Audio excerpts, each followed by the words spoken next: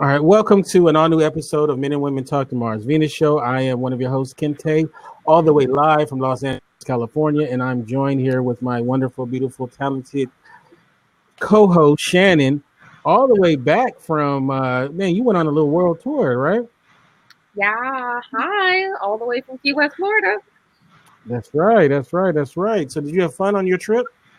I'm exhausted. I just got back this morning at like 1:30, and then I had to be at work, and I have 3 more days left to work before I leave again.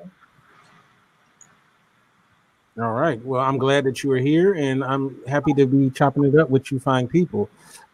Joining us is the returning champ, the one and only Free. How you doing? Hey man, all things considered, I'm still black, I'm still alive. I'm doing all right. Oh, you changed it from it used to be you still light Well, I skinned. mean, I'm still but it's I'm gonna be Oh no, this summer. You know what I mean? you seem like you're a little darker though. Yes, It seems like you're a little darker. I'm a little almond. Yeah. Get out in the sun. A little almond. Okay. So, but I'm glad that you were here, and also joining us is brother Ryan. How you doing, Ryan? Everything's good. Everything's good.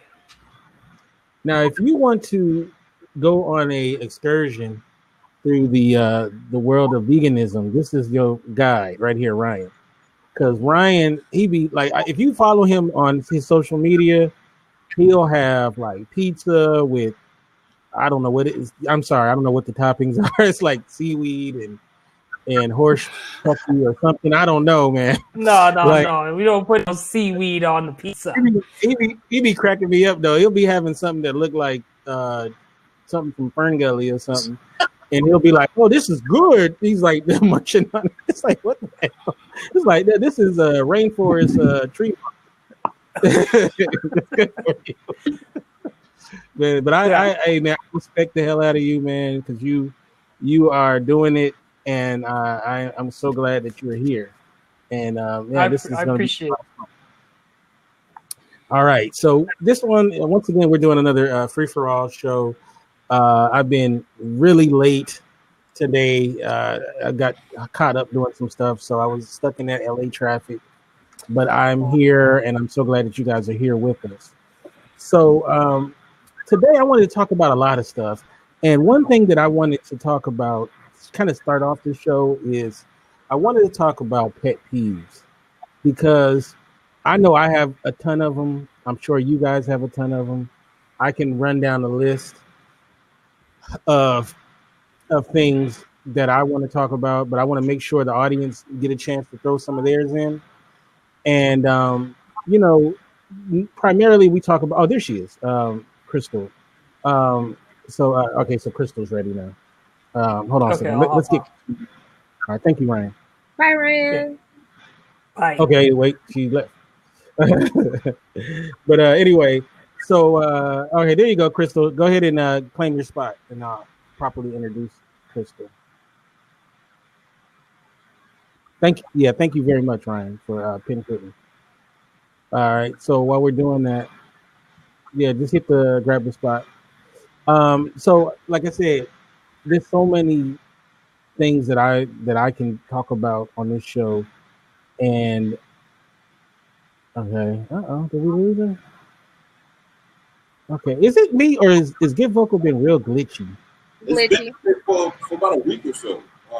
Yeah, it's like There's a I don't know. town hall on Friday. That's it. Yeah, the last update. Yeah, it's been like glitchy as hell. Okay, let's see.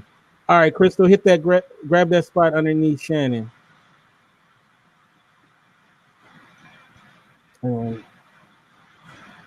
Because she was having technical issues last week, but then we were able to get her in on, I think it was Friday night. Okay.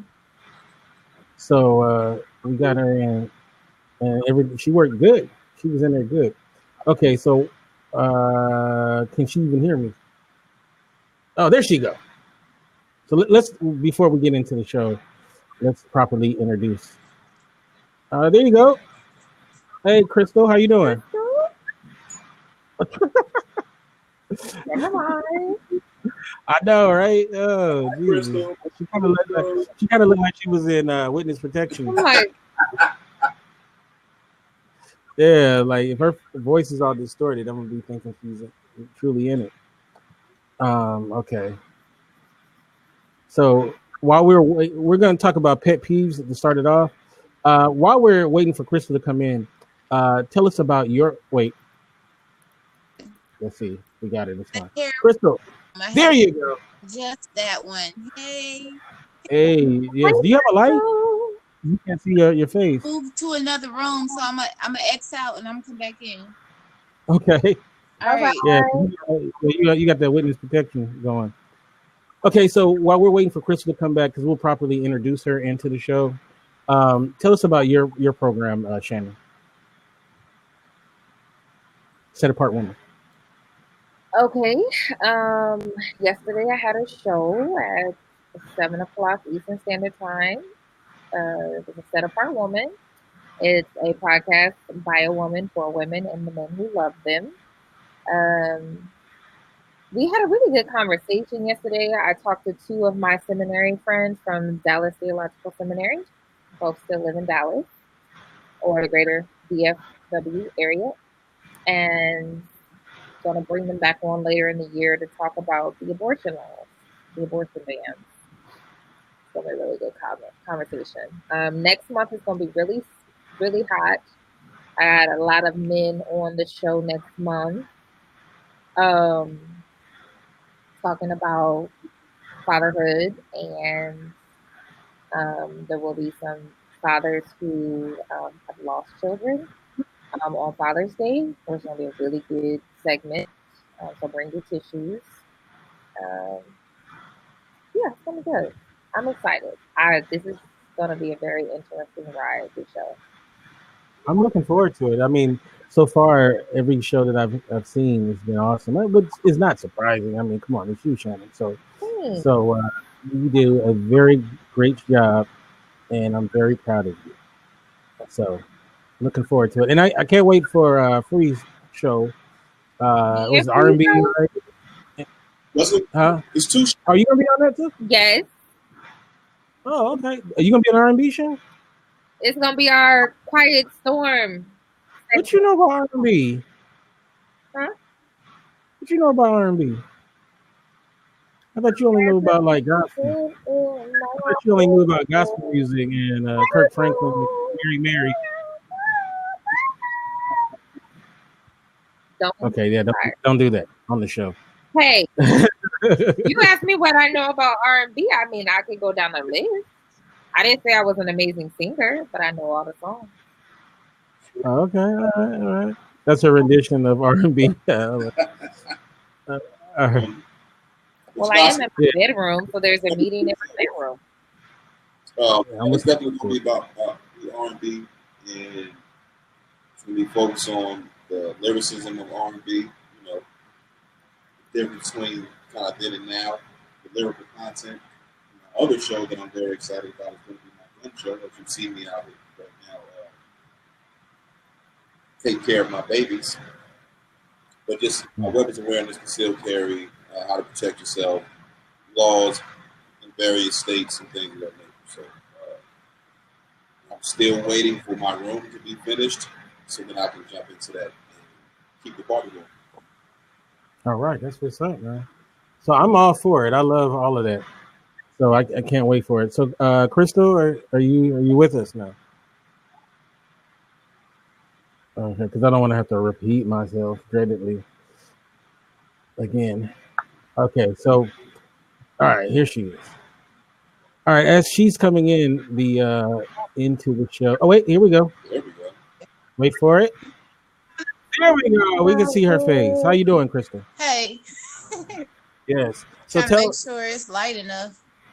So for a lot of the people on the show, I mean, in our audience, they may not know who you are. So give a brief description of who you are. Okay. Well, I'm an artist. I'm from Kansas City, Kansas. I was born in Washington. And, but I basically wrap myself around art or whatnot. I found out that was universal, so I got a network to try to bring entrepreneurs and artists together.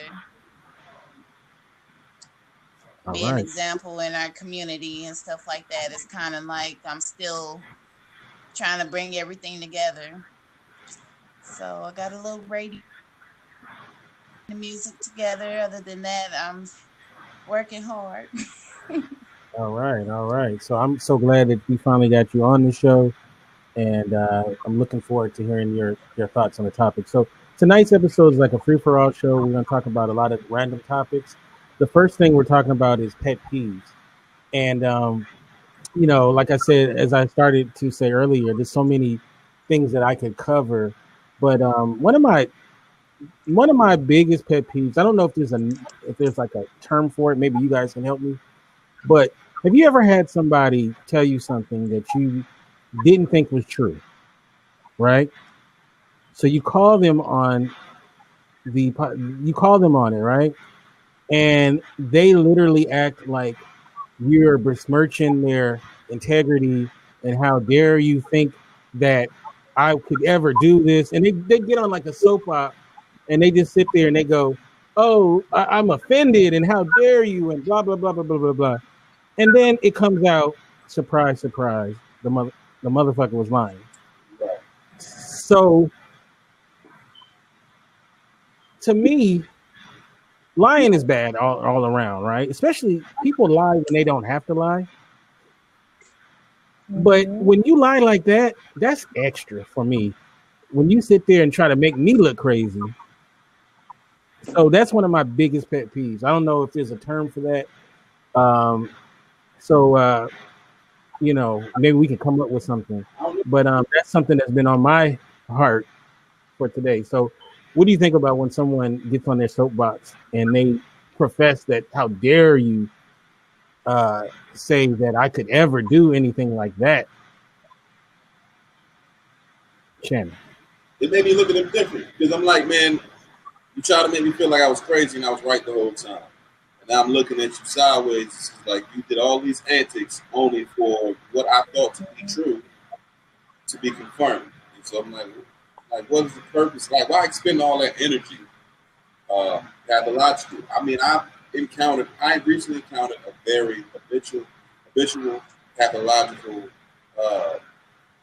unreasonable liar. Like, you're volunteering lies to the degree. It's like, I wasn't even thinking about anything remotely close to what you just lied about. Like, what was the point of volunteering this lie? So, I don't know what the other term could be. Just roaming asshole. It's like they don't want to take accountability for it. Because I've had it. You should know me better than I do know you better. This is why I'm questioning what it is you tell me. Yeah.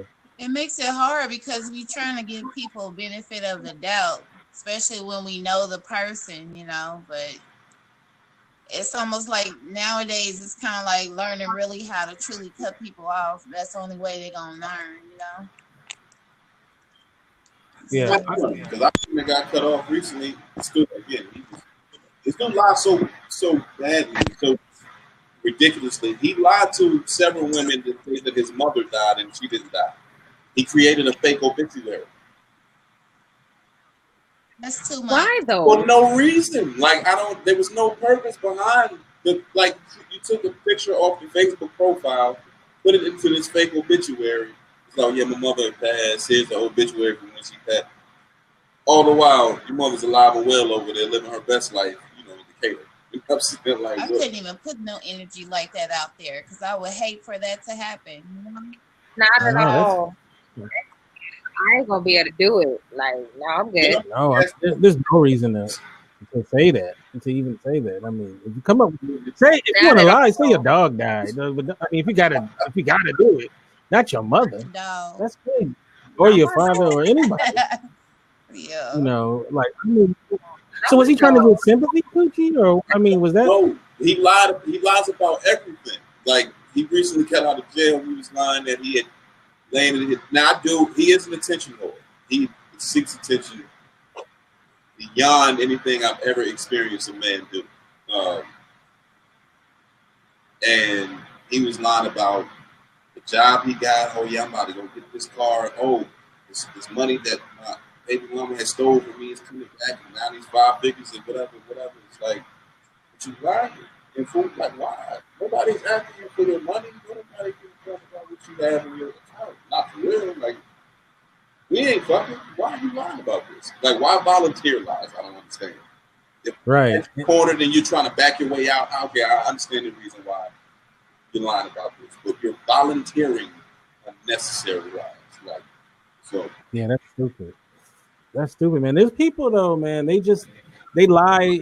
Their lying is like their true nature. Like it's like they're like you can whenever lips are moving, they're lying. You know. And it's just like, you know, I'm like, what's that old saying? You don't have to lie to kick it. You know, like, yeah. I mean, it's crazy to me. You know, another life person is so boring that they want to make it into the opposite, to the point they don't even know the truth themselves. I had a family member that was like that, and I don't talk to her since. You know what I mean? Like, I didn't even know who she was from the get-go just because we had the same grandpa. That didn't mean nothing. And, you know, it only take a couple of times for you to tell me some false moves and stuff like that. I don't even want to deal with you. Right. Because when I was hanging with people, normally they're going to try to associate, oh, you like that too. And I'm like, nah, none of that. The guilt by association. Another thing, too, that I wanted to talk about was, have you ever had somebody who is the perpetrator, but when they get called out, they become the victim? Just like all of a sudden, it's like, wait a minute, dude, you did this. This isn't nobody else. This ain't you need to look at the man in the mirror or the woman in the mirror. It depends on what we're talking about. That's another one. A big pet peeve of mine is when people turn into victims when they're the perpetrator, and you're like, the hell? What? Oh, 30.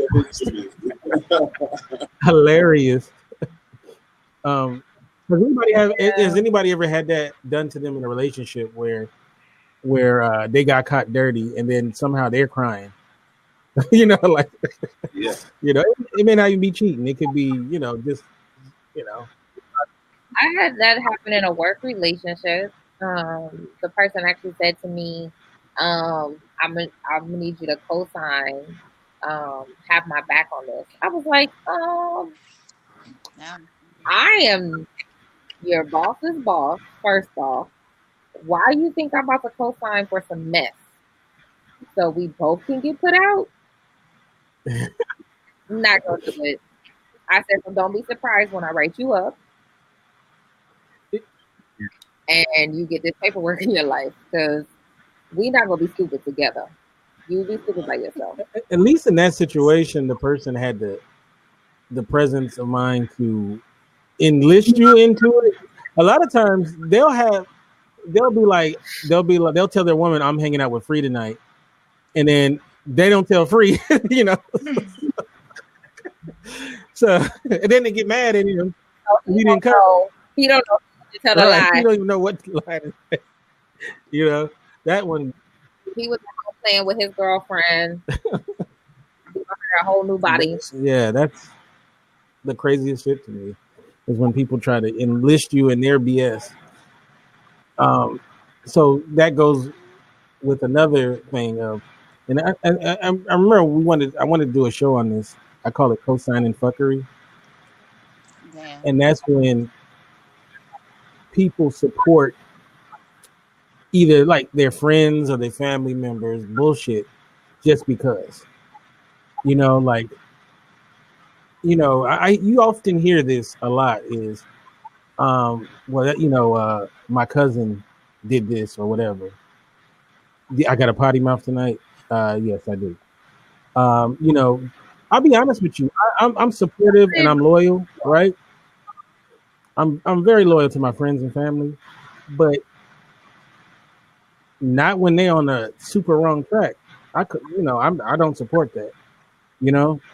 And I feel like too many of us, because they're our friends or family, we kind of co-sign their bullshit, and it kind of breeds this this culture of allowing crazy shit to happen. So yeah, I'm not co-signing craziness. So let me ask, we'll start with you, Crystal. Have you ever been in a situation where you felt like someone wanted to co-sign their BS, or you felt like maybe people in their life, as in maybe a guy you dated, family members or friends or whatever, were co-signing their BS?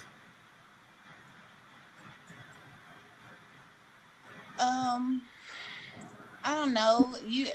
I have some situations like, you know, a cousin who has multiple children, you know what I'm saying? So we try to do what we can for it. But like I stated before, if I'm hanging around with her and knowing that she ain't right, I'm just keep certain people off, you know. Mm-hmm. But that doesn't mean you allow the child to go through the same thing. You know what I'm saying? She had like 5 kids and she had a baby, you know what I'm saying?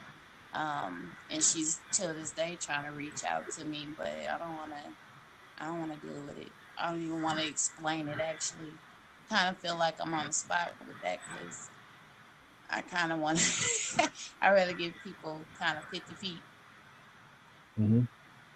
Burn a lot of bridges. I let her stay with me, all kind of stuff. So I wouldn't let her borrow $5 at this point. I don't know, like you want to be loyal, right? But then it's like there's a fine line between loyalty and then you're enabling craziness. Well, people gonna know you for you. I'm a really kind, sweet person, you know what I'm saying? So I've done that, trying to give people benefit of the doubt, but you can't. You gotta really show it. I'm one of those people too. Like you learn, it's just other people that do me a certain type of way. I had to learn the hard way also. Like, you know, nowadays my mother is starting to learn how to trust me more. So the fact that she's wanting to extend a help for me, having low income and wanting to move and do stuff like that, sometimes you need help. And I feel like now she's opening up that door for me to be able to move forward because I've been showing on a daily basis that I want to do that. You know what I mean? You gotta put the action behind it. Mm-hmm. No, I understand exactly what you mean. Shannon, give me, what's the line for you between being loyal, like a loyal friend or a loyal family member or whatever, and then also the line between you got to say, no, I can't go that far. Like, you know. I think I'm actually there. I've said this on numerous times in the last year, especially since I've moved to Key West. I'm always showing up for everybody else, and nobody is showing up for me. And I'm not looking to be in nobody's fan club. We either gonna be friends or we not. So I had to pull out some scissors this year and cut some people off because people aren't showing up in my life the way I show up in theirs. And I'm always present. I'll gladly book a ticket. You need me to be there, I'll be there. That's really interesting too that you said that, because I think we might have talked about something like this before, but it seems like in every relationship, and I'm talking about whether it's platonic or a friendship or family, it's always an imbalance. Like it's always like one person gives, and the other person is more of a taker.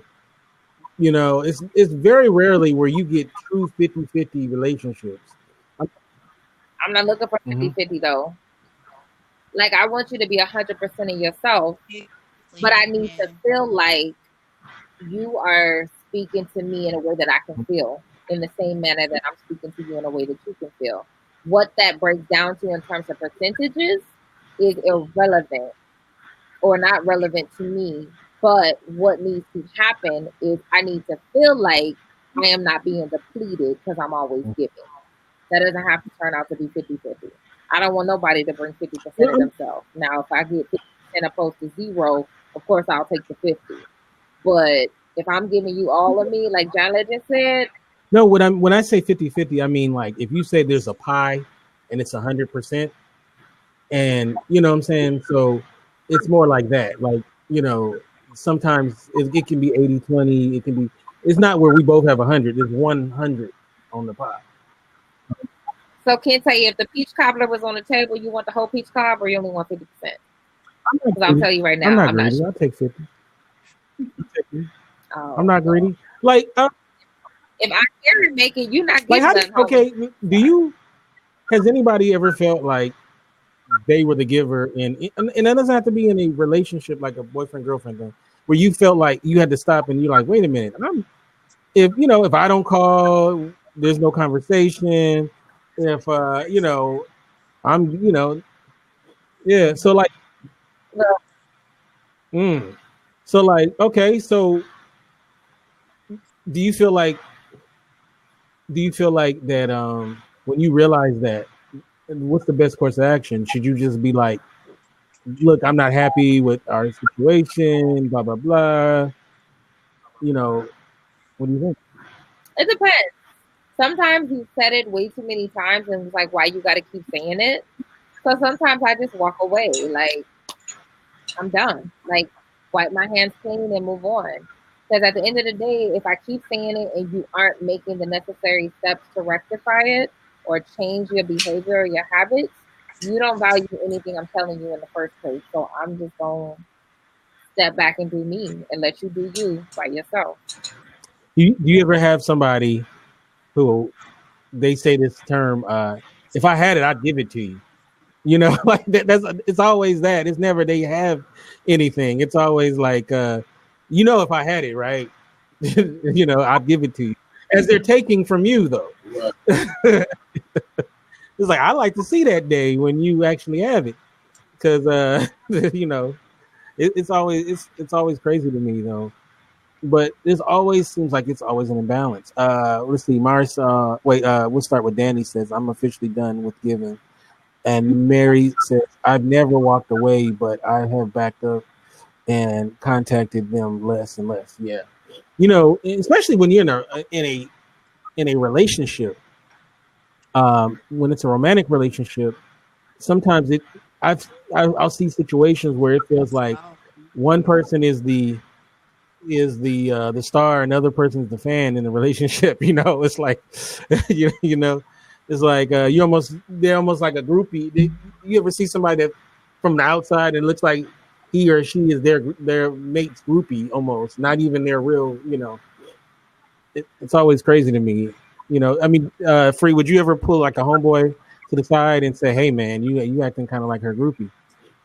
Nah, man, because I'm like, this is business. You know what I mean? If that's what worked for their relationship, that's what worked for their relationship. I mean, everybody needs a fan, a cheerleader, a groupie, or whatever the case may be. So, you know what I mean? What I see on the outside, my perception may not be their reality. So I wouldn't really pull nobody to the side because I don't know what y'all got going on.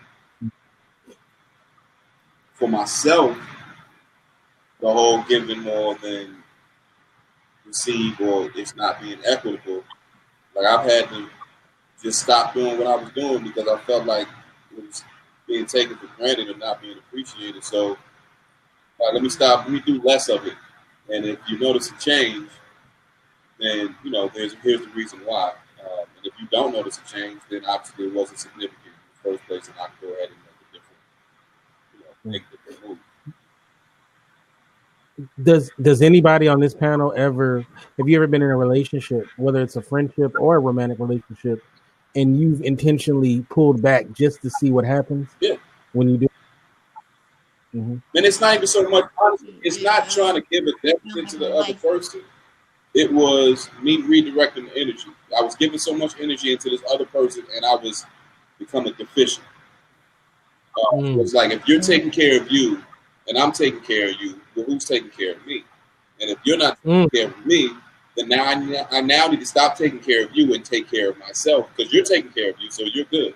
Now, if I take care of me, then we're both good, and there shouldn't be no complaints, unless it becomes a sense of like narcissism, and the focus is solely on you and making you happy, the whole happy wife, happy life type situation. And from my experience. So networking, as I've been doing it for about like 4 or 5 years now. It's just basically been an up and down dealing with independent artists. First of all, they don't want to sign up under anybody because of certain stipulation. And not everyone's going to put the work ethic behind their masterpiece, So I try to bring a platform for people to be able to involve themselves, but at the same time, not a lot of people want to do that. A lot of people want that support for free versus investing in what they want to do on a daily basis. And I feel like that's hard because I'm constantly putting out free work instead of getting paid for it. And originally it's supposed to be building up the community, but it's a trust barrier. So, me constantly putting my work out, eventually it's going to show that, the trust can be there.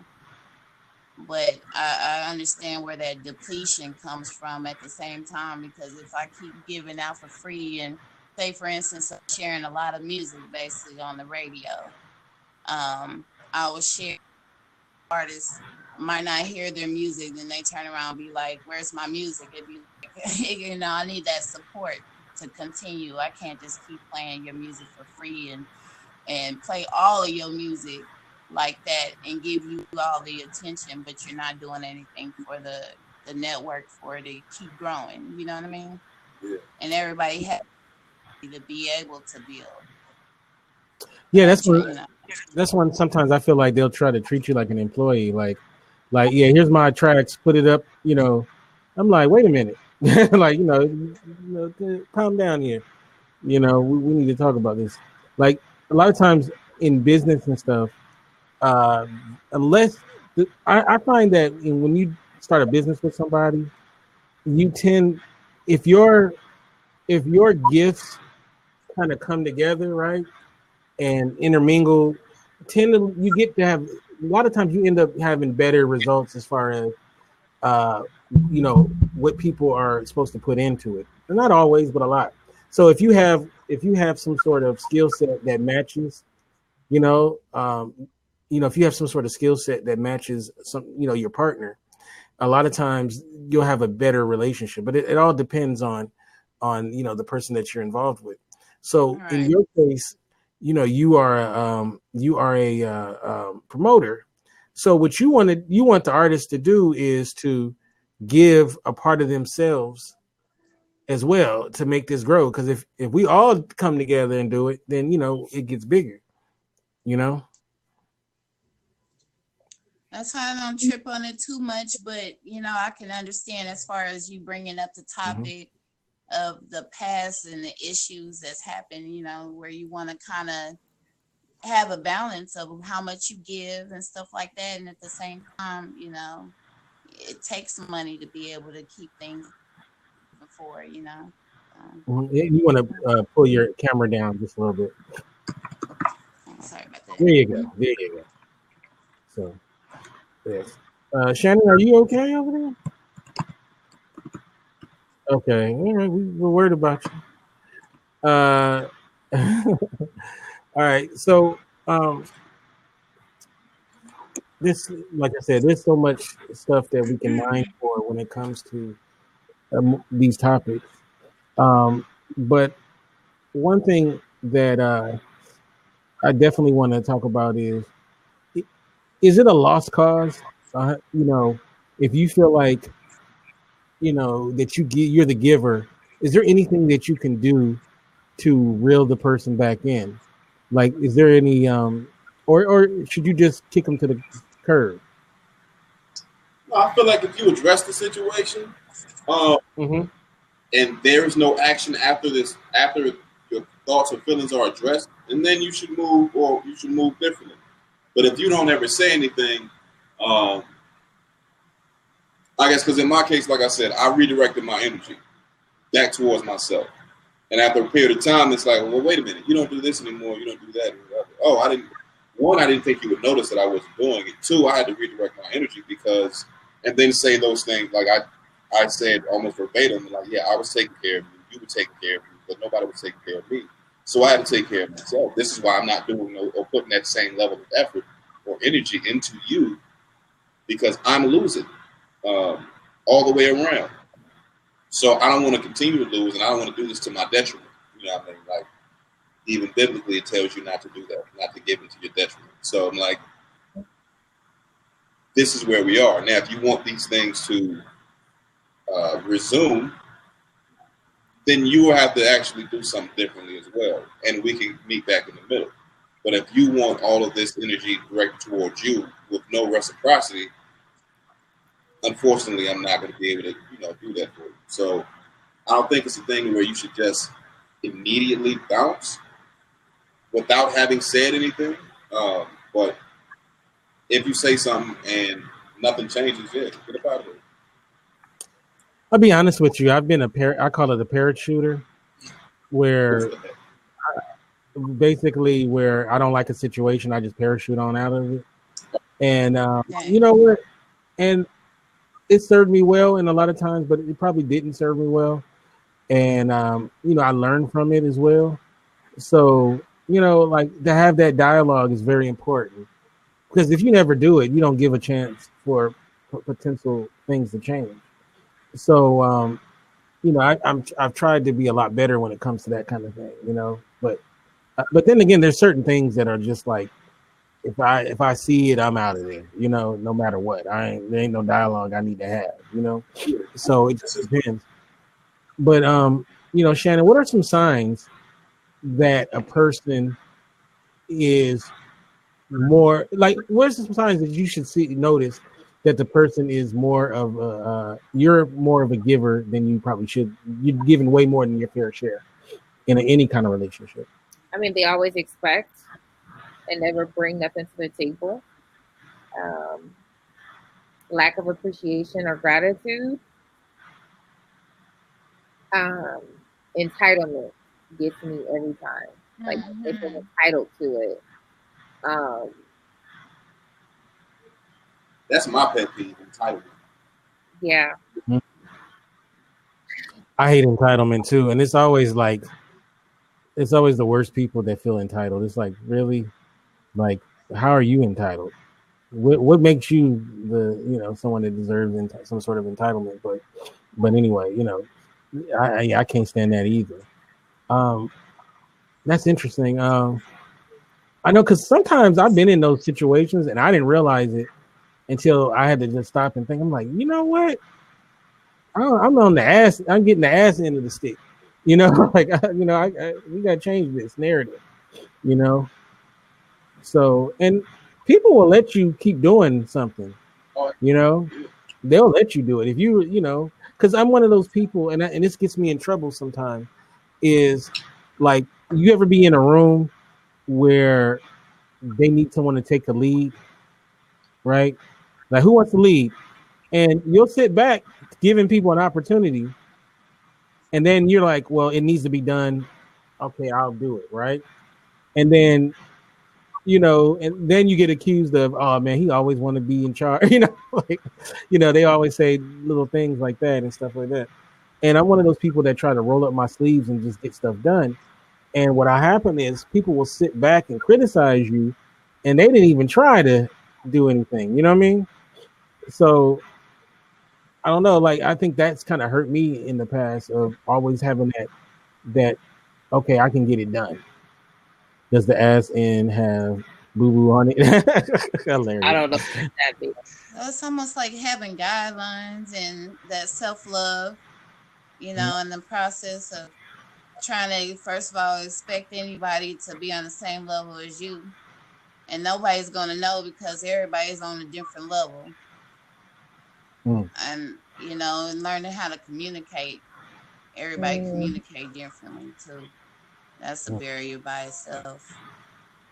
Now we have something in the chat room. Steph says her pet peeves is men that complain but offer no solutions. Okay. So I mean, me personally, I don't like people who do that, but I mean, yeah, I guess there are men that do that as well. I don't know. Sometimes people don't have a solution. All they see is what's wrong. So, I mean, solutions are not that easy to come by sometimes. So maybe it depends on if your complaint is to work up the dialogue that will get us to a solution, then that's fine. But if you're just one of those complaining, and that's all you do is complain, then I'm with you. That is annoying as hell. But sometimes you do got to complain about something to get a solution or resolution or figure it out. So I feel like they don't have to start a complaint. I recently had a situation where I was helping somebody move, and I left my car at the storage facility where the U-Haul was. Now, the chick that I was helping move, he offered to take me back to my car because the place was about to close. For several days, he did that, came back, finished moving. I went to work. Everything's all good. Now, several days later, it gets back to me that he was complaining about me not giving him gas money. So, but he wasn't complaining. He never said anything to me, and I've called him and spoke with him since. He never said a word about gas money. I'm like, wait a minute, you offered to take me. That's number one. I'm like, if I ask you, then I'm like, okay, here's some gas money. But then also, you're supposed to be following me. I went by the gas station. We could have gotten gas if you needed gas. But why are you complaining? Or I guess the whole pillow talking type deal to your girl, and then it comes back around to me, but you never address the fact to me. Like, if you need money, I could have gave you gas money. Don't sit here and complain about shit and not address it. Like, what are we doing here? So you helped the girl move, and he complaining because he took you back to his car? Essentially, yeah. That's the long and short of it. Yeah. The dude was like, man, passive aggressive. It's so crusty. I'm like, we mad. We growing, man. We growing men. What are you doing? Like, I don't think I'm unapproachable. I don't think I'm a scary dude or on a regular basis. So we talk about anything else. On top of, I'm like, you don't want to complain about me not giving you money for gas money, but I was selling you something, and I know you didn't have the bread at the time because I know you. All right, don't worry about it right now. Just get it to me. You get it. Oh no! Time out. Is this the dude that helped that put your vehicle? I mean, your bike was helping you put your bike together. It's another nigga. No, it's another. Okay, so you got some busted and crusted. Is this the? Never mind. Let me just shut up. So the dude was like, I mean, when it got back to me, like, why he never said anything? And I don't address it to him, but I talked to him on the phone, and we talked about everything else, and I was just waiting for it to come up, but he never said anything. And I'm like, I don't understand why complain if you don't want a real solution, or if you don't want to, and why complain to somebody else who can't solve this for you? Go to the source. Like, I'm either gonna say, "Oh, my bad. Did you need some gas money? Okay, I'll shoot you some bread." Or I'll be like, "No, man, fuck you. I'm not giving you no money." One of the two. You know what I mean? It's like either way, you'll have an answer on whether or not, you know what I mean. But without that, you're living in this angst or anxiety that you didn't get no gas money for your car, your girl car. I'm like, I didn't ask. I just needed to get there. You offered. I accepted. Thank you. I gave you that. I don't, you know what I mean? So, yeah, I don't know. And I don't know, Steph, that's along the lines of what you were referring to, but that kind of reminded me of that recent situation. Yeah, that's whack. Oh, Mary says, pet peeve, people who leave empty packages or boxes or containers in their original spot like it still has something in it. Hilarious. Yeah, that's pretty annoying. Yeah, that is pretty annoying. Yeah. I mean, I guess that's like a child. Yeah, or the person that leaves like a little bit of orange juice, this much orange juice in. It's like, drink it. Yeah, and then they tell me I didn't drink all of it. It's like, what am I gonna do with this sandwich? Oh, okay. Oh, wait, I love this one. Actually, I'm gonna give Steph a big hug for this one. I hate people that will take a valid point and say, well, that's not true because I know one person that does that total opposite.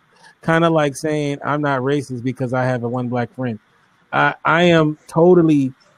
I can't stand where people will take something that's an outlier and try to make it, something that's factual.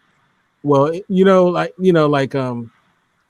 need to pay your bills, for example, and their solution to it is playing the lottery, because they heard a story about a guy 20 years ago that needed to pay his bills and he hit the lottery. So that should be your, that should be your way of getting out of it. Mm-hmm. I can't. Oh, that's annoying. Like, just because we you can use the vast majority to prove a rule. You don't have to always, because one situation that is not the norm, say that that disproves what you're saying. I hate that. So we have a habit sometimes of saying all about, especially sometimes on these shows, right? We talk about men and women. So we'll say something like, well, men do this or women do that, right? So, obviously it's not 100% of anything, right? So, I try to say the vast majority of either men or women, because people love to throw that all word in. My pet peeve is when people come in your house and won't take their shoes off.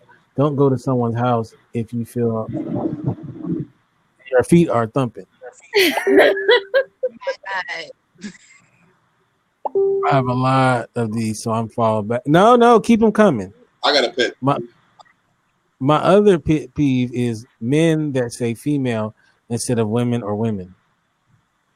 Yeah. Yeah. Female is not. Yeah. I try to. But it's a lot of women that say female. It's hard to really be politically correct in this climate because you got those that are accepting and those that are not. So you got the somewhat feminist-ish esque, maybe, you know what I mean? They're like, oh, don't you say female? My ex-wife being one of them. They're like, okay, we have a woman, all right. But then it's like, I hear women that say female. It's an unstable. I love that too. That's funny though. If you look at the chat, I'm not gonna say it out loud, but I saw it. You know what my pet peeve is? What's that? Passive aggressiveness and bitter, broken, jaded humans. Passive aggressiveness. So let's define exactly what passive aggressiveness is. In my definition, when you won't address the issue, you'll talk about the issue with no intention of actually addressing the issue. Solution or creating a new reality other than the reality that you have disdain for, distaste, or just don't like. That's what I see more or less as passive aggressive.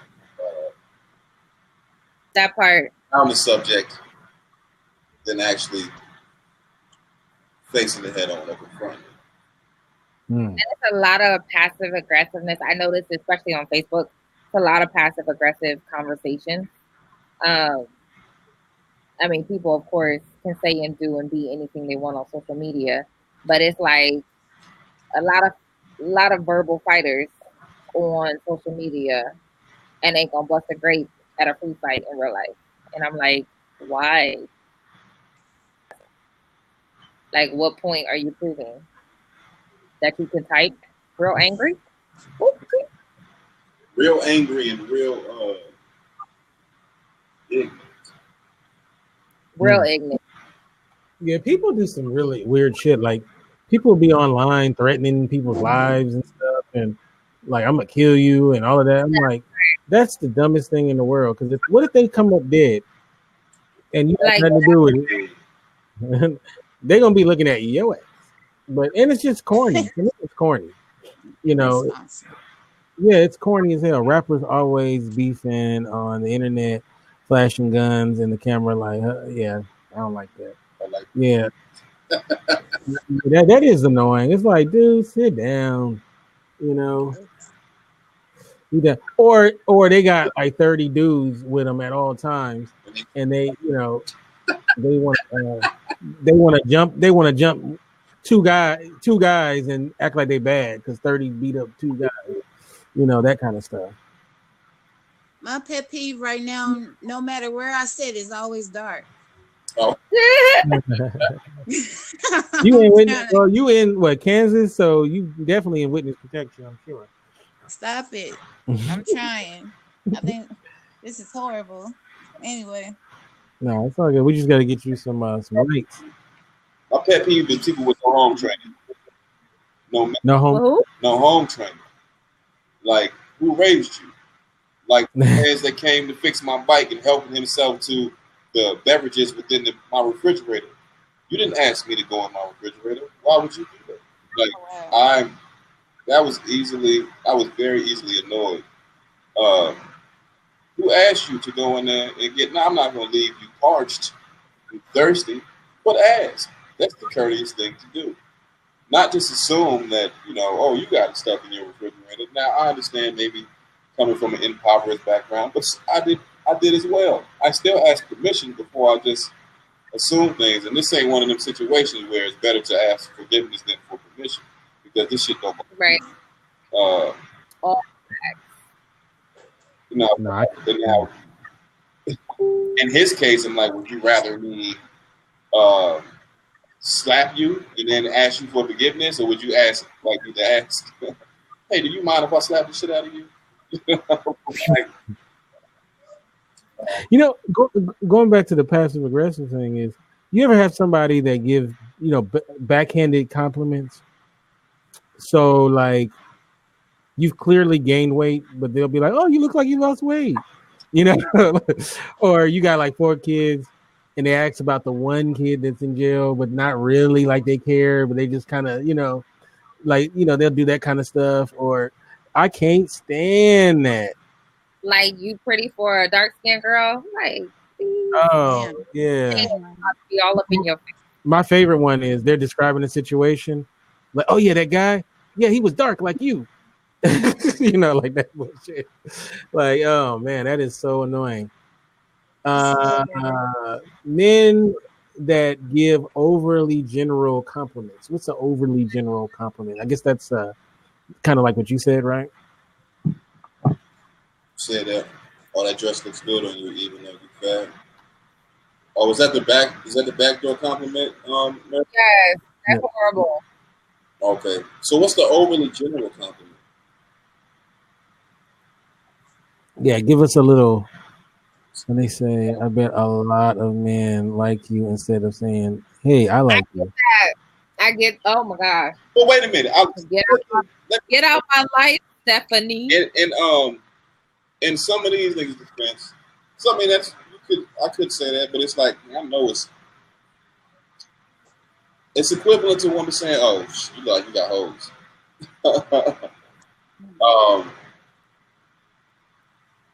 But I feel like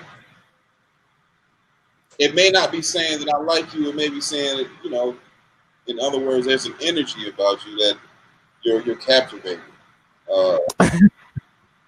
Your energy is enthralling. It's I can't think of the other synonym. I agree with Steph. I would never tell a man, "Oh, you look like a hoe," and trying to talk to him too. Like, these backhanded compliments are like, that ain't even a compliment. That's like, dude. Who you talking to? You look like you got hoes. That's not look like a hoe. That's not a compliment. You look like a hoe. You look like a slut puppy.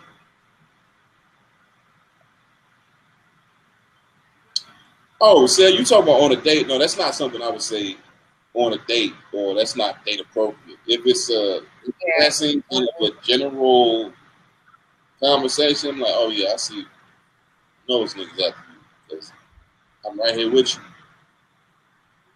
you.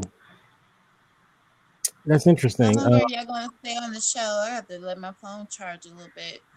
Okay, you can go ahead and if you need to. Thank you for stopping in. So Thank you. somebody else Bye. in the meantime.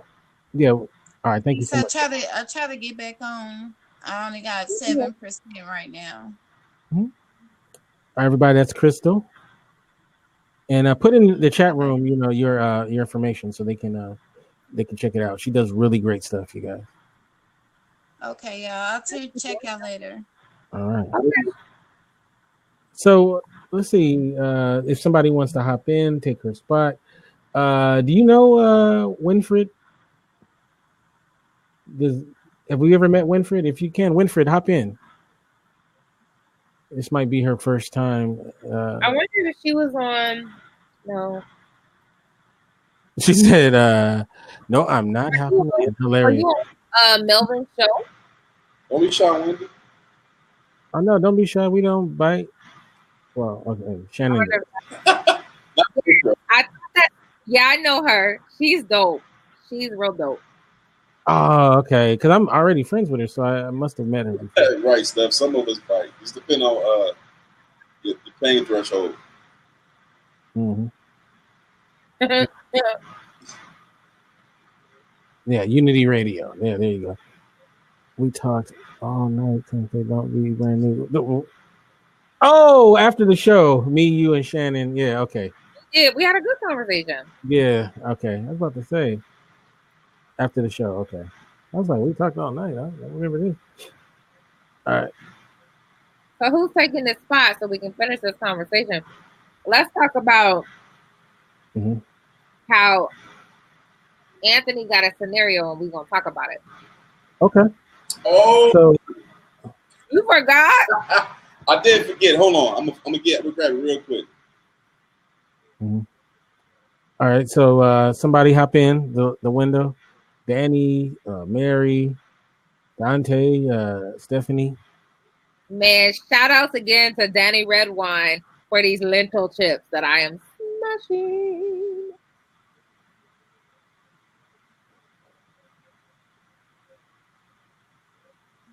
My cam up days are over. And Marisol said she dyeing her hair. Steph said she working.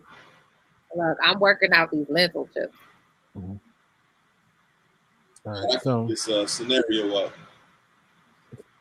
While we're waiting for him to do that, what are you drinking? You said green. What is it? Zone Green? Green Zone. Green Ranger. Okay, what's that do? It's a delicious blend of naturally occurring nutrients. It's commercial. It was a gift. So, what, from Artis? No, from my bestie Betty. Oh, okay. It sounds like some Artis with it. That's rude. No, for real. Like Artis be peddling stuff like that. He be peddling. Mm-hmm. Yeah. All right. Yeah. Scenario. All right, let's do it. All right, shout out to the all the single fathers out there. This one is for you. So, the grammar here is not the greatest, so please bear with me as I read what they wrote. It reads as follows. I got a girl pregnant and she wanted to get an abortion, but I didn't want that. She ended up not getting one, but now she's not involved at all. Keep the story. We weren't in a serious relationship when she got pregnant. She has never met our son. Even after the birth, she had no desire to see him. We went to court to figure custody and support could be figured out, and I have 100% full legal and physical custody. Her name is on the birth certificate, but she has no custody and no right to visitation or make things like medical or education decisions. She didn't want any of that. Every month she pays 125% of the court-ordered child support. She says that if I ever marry someone who wants to adopt him, she will agree, but until then, she'll pay the support. It's been this way since our son was born. I'm raising our son all on my own. He's 18 months old now, and he has never met her, and I don't even have any photos of her. I'm burned out, and I hate being a single parent. I love my son, but I resent him. My family tries to help when they can, but I do it most of the time. I would never hurt or neglect him, but I'm exhausted all the time. I tried to go to court to give her split custody, but she wanted an abortion, and I didn't. And she made that clear. She made it clear that she would never be involved after the birth. And because we went to court when he was 6 months, and because this is retarded the way he wrote this. And because we went to court when he was 6 months old, but because we already went after he was born and agreed on things, and now she pays more support than the court has ordered, the judge said he can't force her to look after him. I haven't seen her in almost a year, and the last I heard, she has a tummy tuck, laser stretch marks treatment, and is working at a gym. She also told her friends and family she is an egg donor and not a mother. She's a deadbeat mom, and court won't do anything, and it's forcing me to struggle as a single parent. Do I have any legal remedies? It's coming. I just want to know if she's black and where she at. For my single father in 2020. I feel like this dude is a clown. And, welcome to the struggle of a lot of single mothers. But the issue was, to me, it appears this, and I'm, being presumptuous, but it appears to me that he saw her, he thought she was banging, she was fine. They discussed, I guess after the pregnancy or after after conception, that whether or not they wanted, abortion was on the table. He didn't want to, she did. For his sake, she decided not to, but then after the baby was born, was like, all right, I'm gonna holler at you. There you go. You got what you wanted. I'm out of here. I don't consider her deadbeat because she made her stance clear. Now, she could have gone through with the abortion for whatever reasons. She didn't. But I feel like you need to stop bitching and keep it moving. This is what you wanted. You went in raw, more than likely, shot the club up. You tried to trap her one time because she was bad and you wanted her always in, and it didn't work out the way that you tried. So now you stuck being a single father. And when some of us wish and dream of being single fathers out here in these streets, but that's neither here nor there. And that's all I got to say. Y'all. That's my friend. That's my friend, y'all. How you doing? I agree. She's not a deadbeat. She told him what it was from the jump. And the same thing I feel like in the reverse, when I don't know if this was a trap situation. This is just a screenshot from somebody's comment or question or concern. And she paying 125%. A deadbeat doesn't pay 125%. Pay 25% more child support than this court order. I need to pay 125% of my monthly student loan. I don't care if you pay 150%. That's a deadbeat. Why is it a deadbeat? She had a choice. She had a choice. She could have made a decision that she didn't want that child. Paying money is one component of rearing a child. Like, that's just one aspect. You know why I look like this? Because I was at track practice. A track meet look like on a Saturday for a 9-year-old? 9 in the morning to 6 o'clock in the afternoon in the bleachers. I got there at 9:23. She ain't run to 12:54. And we left before she ran all her meets. I don't care if somebody gave me 200%. I'm out there in the sun. I'm going to work. I'm going to the doctor's appointments. I'm picking her up from school, trying to get her to Girl Scouts. Like, nah, I don't care how much money you give me. Like, she had a choice. It's just like when dudes pay and they come to see their child every other weekend. Like, what is that? Every other weekend. Like, but she had a choice. Like, if she didn't want that child, she had a choice. Like, if she didn't want that child as a woman, she could have went and handled that. What he say? Oh, we gonna be a family. What did she fall for? Or he said he wanted a child. Well, you better go have one from somebody else. Yeah, I mean, it stands to the question still remains, like, why did you decide to have it? But I feel like it's not any different than a woman that ends up going through because of not wanted to have an abortion that gives the child up for adoption. I don't necessarily feel like that person is a deadbeat for whatever reason. Like when you give it up for adoption, you're making a decision to say, okay, I don't want this child and I want them to have a better life. And hopefully they get, some parents that take care of them. This girl laid with a dude she ain't really know. I just feel like as a woman, she made a choice like, oh yeah, I'm gonna have this baby, but I'm not gonna have nothing to do with it. I'm gonna give it to you and I'm just gonna pay you money. Like as a woman, like men say a lot of times, I didn't want that baby. She chose to have it. You know what I'm saying? Like she chose to do that on her own. She had a choice. Like she could have really handled that. As a woman, she could have really handled that. Like, I don't know, like she could have handled that and then it wouldn't have been no problem. And my thing with him is why the hell you want her in your child's life if she don't want to be there? Because it's the thing, it's like, that's equal responsibility. And that's one of the biggest questions is like, so were you so adamant that you coerced her into having a child?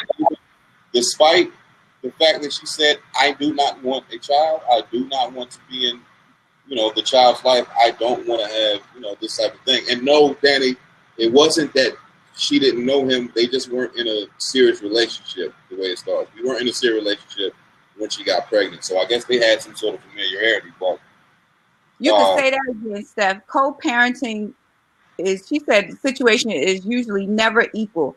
I co-parent and he's here way more than I would like him here. But I'm just saying.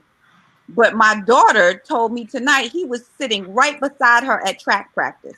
She screamed across the field to me and told me what she wanted for dinner. I said, your father is sitting right next to you. You don't see him right next to you? She said, well, mommy, I live with you.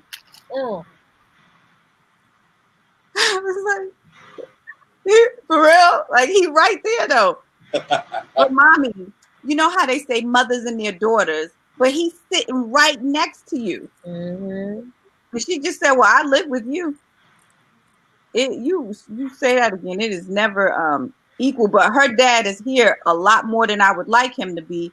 And I suck it up and I don't complain because he want to be here with his daughter and she, she love him to death. And so I suck it up. So it's better than adverse. I don't know. I just feel like in that situation, there were a lot of things that could have been done differently. And I feel like if he tried to hear that it was not just an accident, that he wanted the whole family thing. And despite what he said, she still had sex with him or still went through the pregnancy. But also, despite what she said, he still tried to create something out of. He tried to draw blood from eternity. Why don't he just hire a nanny? Maybe he might not be balling like that. I don't know. But she's paying 125%. Tell her to pay more. You go to care.com. He can even get you can hire somebody cheaper than a nanny, a little kid that's not old enough to babysit, but what they call them is mommy helpers. He can get him a daddy helper that will engage and play and help with the child while he's still in the house. Like a daddy's helper, but the baby is 18 months. But he can pay for help. Yeah. He can't pay for help. He said his family helps, when they can, but it's also, I don't know. I mean, I'm being very presumptuous. I don't feel sorry for him when he says that. He's like doing it alone. My mother raised 3 kids alone. Yo. My father was in another town. He ain't start calling me till my mother died and I was 23.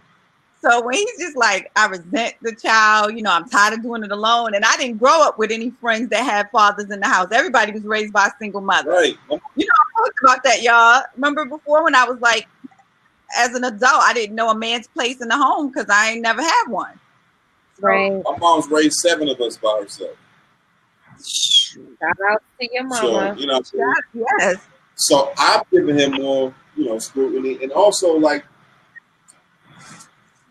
given her more scrutiny because I'm like, you just talking about one child? This is one.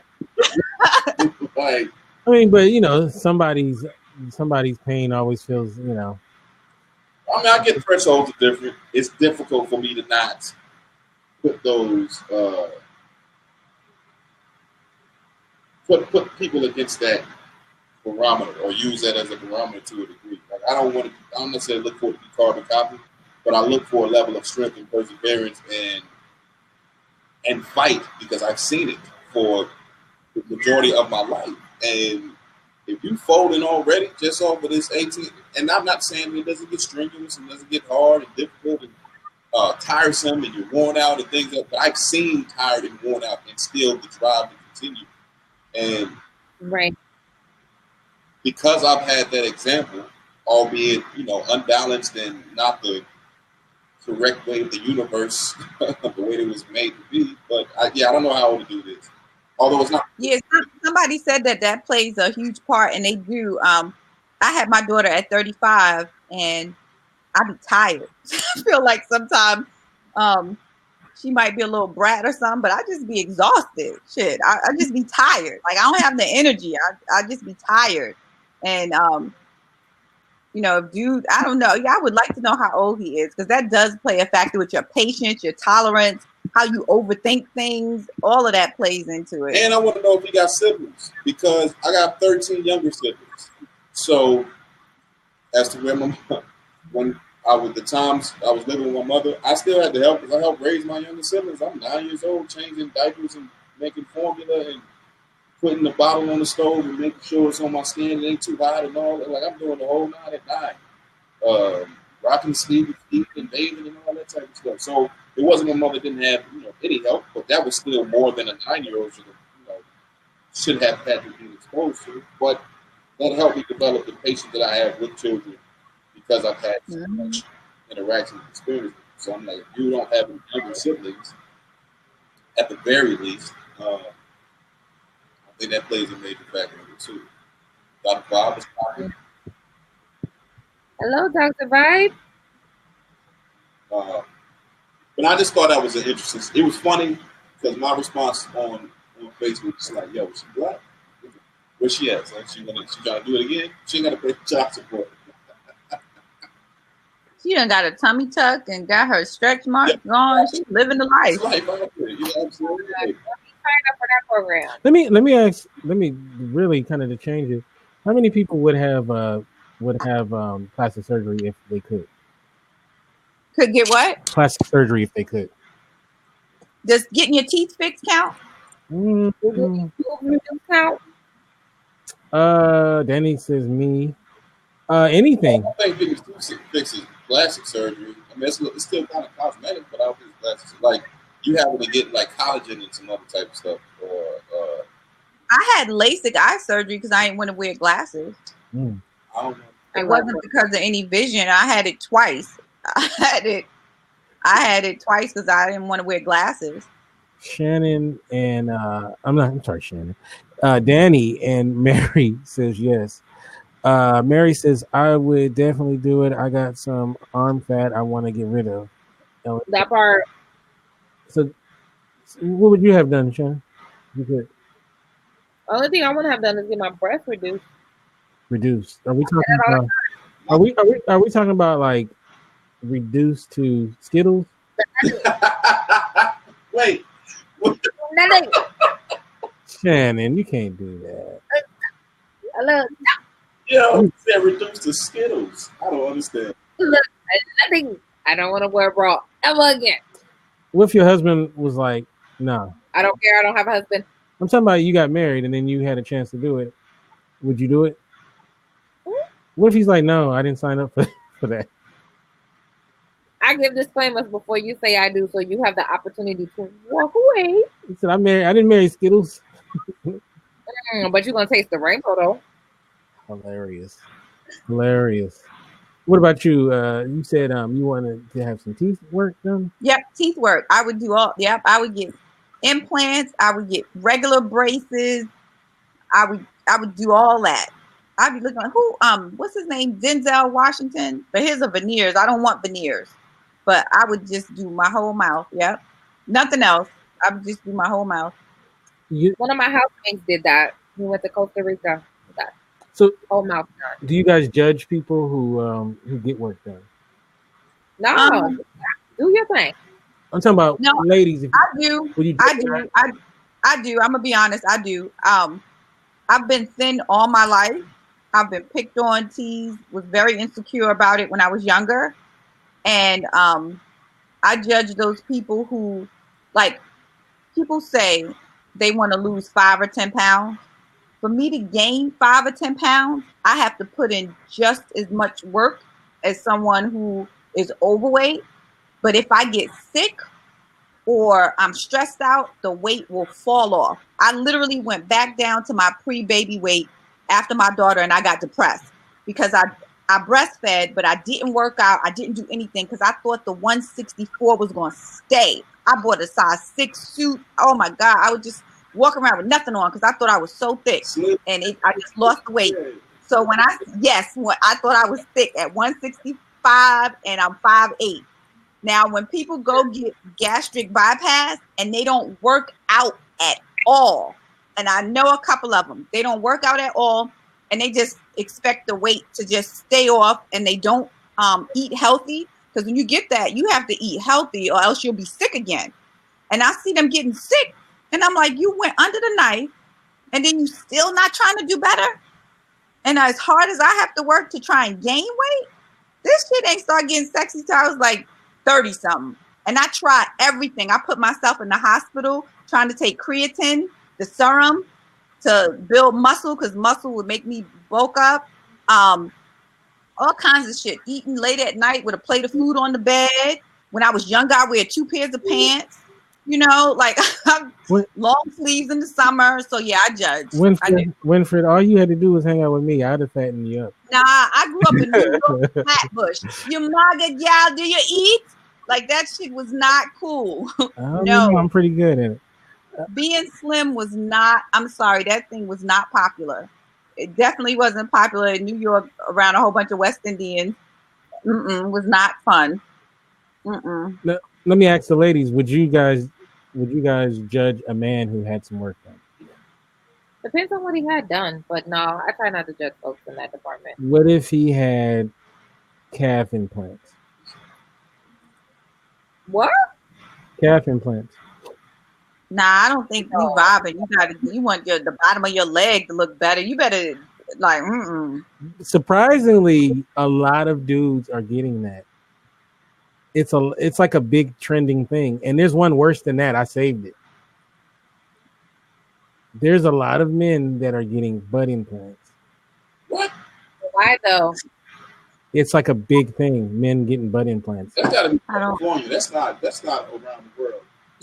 Yeah, look. It wasn't state specific, but honestly, I don't know why a straight man would want a booty implant. Yeah, like why do you want that? I like a round booty. I know those dudes out here with fake ass. I like a round natural booty, not a implanted one. Would you question his sexuality if he had a booty implant? Like, we could do squats together, but I don't want you at the doctor getting implants. So so you would be okay with a man who's working on his booty? I mean, maybe he working his whole body. He's a model for the underwear commercial. I don't know. He's working with their glutes. I never heard dudes like that. I know. Maybe there's some other dudes who be in the gym like, yeah, I'm working on this ass right here. You know, like I've never seen it. Well, they don't talk about it like that. But I'm like, anybody that's doing any type of competition, I mean, not exclusive to them, but definitely everybody that's doing competition, you're working on your glutes and you're doing everything, you know what I mean, to get those right. Now, on a regular, I don't really know who out there. I think it's not a concentrated effort, but if you're doing anything like your quadriceps, all of that stuff is effective. I mean, that's like connective tissue and muscle and all that. So you're doing lunges and squats, it's going to affect you. You know what I mean? Mm-hmm. You're behind. Not necessarily on purpose, but then again, I don't know. Back in the 80s, it was popular because everybody wanted to ask you to bounce a quarter off of. Like, what they used to say, ass so tight you could pick up a cherry stem or something like it. They used to say stuff like that in the 90s, 80s, 90s, like that. So. I used to be attracted to this guy, and I just call them big booty Franks. Or the cats is on the Thigh Master and all that other type of stuff. All that's, what I mean, connected relevant. You're running and all that. You're gonna have. I'm not like I feel like things are different now. We get different kind of cats that think of things differently. Not necessarily the way when I was coming up, but you get these guys that are, I don't know if it's some sort of form of evolution or de-evolution or whatever. Stephanie, I feel you on the buff dude with pencil legs. I'm like, dude, don't look proportioned. Like, yeah. Yo, he top heavy. Hilarious. We had a dude, a coach in in high school, Coach Manga. The dude was brolic up top, but if the wind blow, he was done for. My man's had the weedy legs out here. Like, you just skip leg day every day, so like every day, leg day. You don't want to do nothing. What do you think about the men wearing the fake hair? Hey man, if I go too bald, I'm gonna get the Lego waves. I see some nice ones, and I think it looks good. And from a business standpoint, I'm like a lot of girls stylists need to jump on that because I've seen some that look real good. I'm gonna get the Lego waves if I lose this up here too tough. No, they look nice. To me, ain't nothing wrong with that.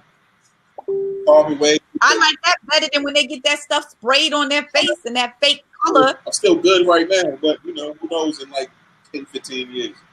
I'm gonna get the snap-on joints. Just like I put my hat on, I'm gonna put my waves on real quick. There we go. And you're gonna take them off in the throes of passion. Take them off and sit them on the shelf. I wish you could do that with boobs. Man, listen. I'm gonna get what's that head mannequin? I'm gonna go ahead and put my waves on top of it. Like a potato head, I would remove these every day. That would be so jarring. No, you know what? When I was pregnant, my boobs got big. I'm a small C cup. Well, one's a B and one's a C. And when I got pregnant, they got big. And I went down the stairs one day without a bra, and I literally was almost in tears. It burned so bad. I was like, how do women with big boobs deal with this? I was like, this is not right. Oh, it was hard. It was hard. Don't remind me of my predicament. Yeah. Men don't realize that it's just, yeah. It's a price to pay for those big boobs? Yes. Ask for them. You said you asked for them? Like back, cuts in the shoulders and stuff. He can put his lace front on the table too, boo. We're gonna have matching. What's it called? Bus? A matching bus. I'm gonna put mine on there. Put yours on there too. You can be fighting. Look, when y'all take the wrong one in the morning. Nah, get your hair up. Get your wig off my hair, mannequin. Nah, yours. Your head mannequin in the bathroom. No, go get yours. It's mine right here. I ain't going in there. That's like old people and their teeth. Oh gosh. You took my teeth. Yeah. I guess it's real though. Some people, I mean, it is what it is. Some people, You take my teeth, we gonna have some problems. Take your teeth? I seen that too, Daddy. I was like bugged out, like old locks straight up. Yep. And they look good. Look better than when I got my full lines. That's impressive. All right, so let's talk about hairlines. Like, what point do you think a guy should just go bald? Like, where does the hairline need to be? LeBron. Where? LeBron. When that back hair starts going out, and then this thin right here, and then it kind of look like Fred Sanford, but it really don't. And they got little patches, like right here's out, and then right here's out. Go ahead. They try to do that comb over to pretend like it's a hair there for real. It's like, cut that out. That Sherman Hemsley? Yeah. Yes, but not really Sherman. Like almost there, but it's got some spots. I'm like, you need to go ahead and cut all that off. But you know what sucks though is they have this thing called Propecia that will literally give you your hair back, but then you know what the drawback is. What's the drawback? Yeah. Your penis will stop working. Propecia? Oh, yeah. So that's the trade-off. The trade-off is: do you want full head of hair, or do you want a fully functioning? And it's kind of a catch-22 because you got a full. But they got pills for that. Box. Yeah, but do you? No, that has side effects. Then just go bald. Don't mess with your manhood. Just go bald. You can go bald and go get you a sewing kit, like a spray on. I need the lower return real well. I don't care. No man should mess with his manhood. No man should mess with his manhood. I don't care what, if the hair missing, be bald, be half bald. But if yeah, you don't want to have a pill for everything to make everything function. No, you don't want the side effects of the pill. So that's what I'm saying. Leave the little patches, wear a wig, cut it off, but don't mess with your manhood. Don't do it. Yeah. Let you married and she gonna stay with you. I don't know. I just can't understand a guy who makes that decision to say, you know what, full head of hair is worth more than my penis. Well, they might be all into their looks and stuff, but I don't know. They're gonna be looking pretty alone with their no working penis. Yeah. maybe they got a small penis anyway, so it don't matter about size. You can still work a small penis, but if it don't get hard and it don't stay hard long, I don't care how big it is. And them big super ones don't stay hard because the blood won't flow. Don't get me started. I used to be addicted to Pornhub. I know about this stuff. I was waiting for Steph. Size does matter. I don't think so.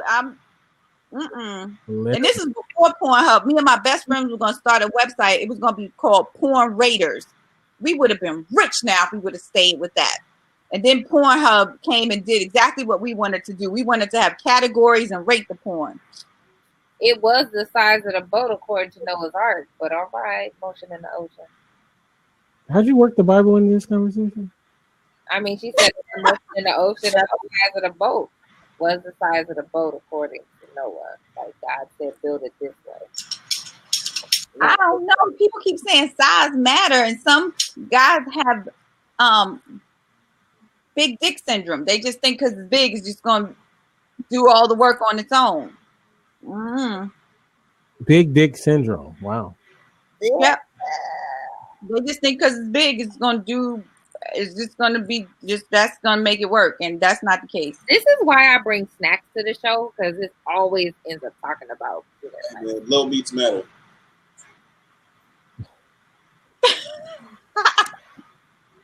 He has to have size and technique. Oh wow. Technique, yes. But it's been some women that have a good technique. Yeah. Exactly. That tongue actually gotta be on point. Oh, I haven't been that fortunate yet, but wait, what? Yeah, I missed that whole boat. What's that? You have a good technique with a 2-inch dick. I don't know. What else do you have going for yourself? Maybe you can eat the box real good. I don't know. Hilarious. I can't contribute to this conversation. Hilarious. I don't know, man. You got a couple of kids, Danny. I think you might be able to. Stephanie is cracking me up right now. Yes. Yes, it does, Marisol. It matters. Ton game matters. All right. Also, so what I'm going to do is we can continue this conversation, but I will say thank you to everybody that participated tonight. Let's start off with you, Winifred. How can we get you on social media? Winning with Winifred and Dyslexia Avocation. And what was it? PornRaiders.com? No, that's not what we wanted. Oh God, we never came out with it. Just winning with Winifred. Hey, it's not too late. Yeah, it is. The market is. Yeah. Free. How can we get you on social media and all that good stuff? Everything is free for real. FREEPHAREAL. That is Twitter, Instagram, Snapchat. If you're into that type of thing, yeah, that's where you can find me. Freeforreal@gmail, freeforreal@me.com. You know, free for real. So. Shannon Ford Jefferson. How can we get you on social media? Facebook, IG, Twitter, Shannon Ford like the president, Alton Jefferson like the president. I'm the only one of my kind, so I'm not that hard to find. And if you're lucky, you can catch me on a plane. On the plane. Oh, okay. All right. You gonna be performing on the plane? What you doing on this plane? Minding my business and my manners. You with that. We're gonna do a drinking game every time you say that. All right. You could be at a Taco Hut too. Hut. What about Taco Bell? Can we find you there? Don't get me wrong. I will eat a taco at Taco Bell if I have to, but you normally will not find me there. That's a good thing. You can get me at Kente F on Twitter. Of course, the website's indieradio.org. We'll be back next week with an all-new episode. Hopefully, it'll be on time. Thank you guys so much. God bless. Oh, wait a minute. Next week is a holiday, huh? It is. It's Memorial Day. Memorial Day. Yeah, that's right. All right. We'll catch you guys next time.